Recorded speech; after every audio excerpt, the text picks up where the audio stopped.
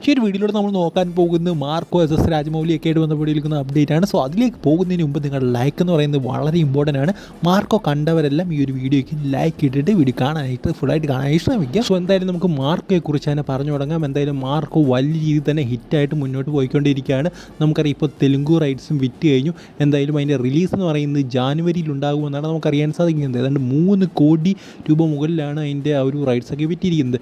എന്തായാലും നമുക്ക് 3 ദിവസം കഴിയുമ്പോൾ മാർക്കോയുടെ ഏതാണ്ട് 3 ദിവസത്തെ കളക്ഷൻ ഇപ്പോൾ പുറത്തേക്ക് വന്നിട്ടുണ്ട്. ഏതാണ്ട് 35 കോടി രൂപയാണ് കഴിഞ്ഞ 3 ദിവസം കൊണ്ട് നമ്മൾ മാർക്കോ കളക്ട് ചെയ്തിരിക്കുന്നതാണ് നമുക്കറിയാൻ സാധിക്കുന്നത്.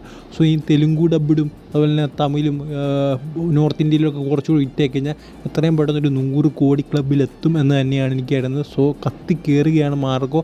എന്തായാലും പോസിറ്റീവ് റിവ്യൂസാണ് എല്ലായിടത്തും വന്നിരിക്കുന്നത്. തമിഴിൽ മാത്രമേ ഉള്ളൂ കുറച്ച് നെഗറ്റീവ് റിവ്യൂസ് വന്നിരിക്കുന്നത്. എന്ത് പറ്റിയെന്ന് അറിയില്ല.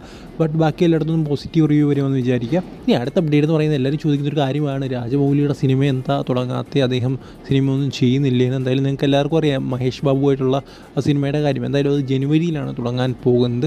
അതുമാത്രമല്ല ആ ഒരു സിനിമയുടെ ലൊക്കേഷനൊക്കെ ഇപ്പോൾ വിസിറ്റ് ചെയ്തുകൊണ്ടിരിക്കുകയാണ് രാജമൗലി. അതെങ്ങനെ ഷൂട്ട് ചെയ്യണം, ഏത് രീതി ഷൂട്ട് ചെയ്യണം, എവിടെ വെച്ച് വേണം, ആ ഒരു കാര്യങ്ങളിലാണ് അദ്ദേഹം ഇപ്പോൾ ഉള്ളത്.